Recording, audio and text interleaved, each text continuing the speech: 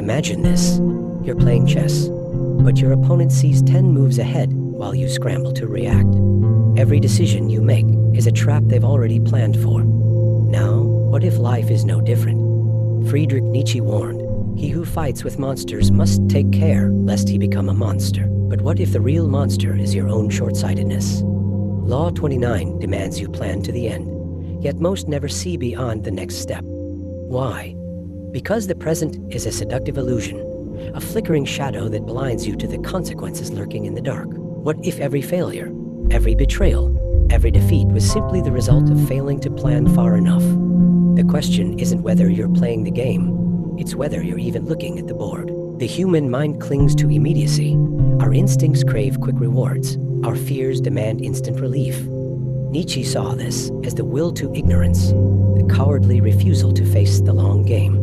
Carl Jung called it the shadow of impulsivity, the part of us that sabotages grand designs for fleeting comforts. Society worships urgency, conditioning you to react, not strategize. But power belongs to those who resist the dopamine of short-term wins. The trap? You mistake survival for mastery. The consequence? A life of perpetual reaction, never creation. Every unplanned step is a debt, paid later with interest. The politician who focuses only on the next election loses the war of legacy. The entrepreneur fixated on quarterly profits is devoured by competitors playing a decade-long game. Cognitive science reveals our bias for present certainty over future control, yet true power lives in the opposite. Without an endgame, you become a pawn in someone else's. The horror?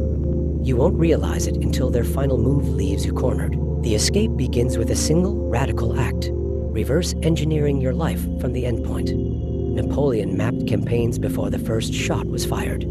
Machiavelli advised rulers to calculate the whole course of a war before igniting it. Start with death. What do you want carved on your tombstone? Every decision now bends toward that vision. This is called surgical mastery, sacrificing the addicting rush of improvisation for the quiet dominance of foresight. The reward? Watching chaos unfold exactly as you predicted. Here is the devastating secret. The end is already written. The question is whether you authored it. Nietzsche's Amor Fati, love of fate, demands embracing this truth.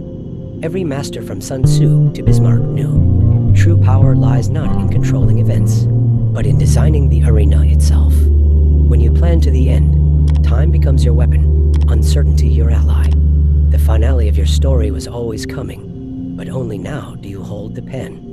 Write ruthlessly,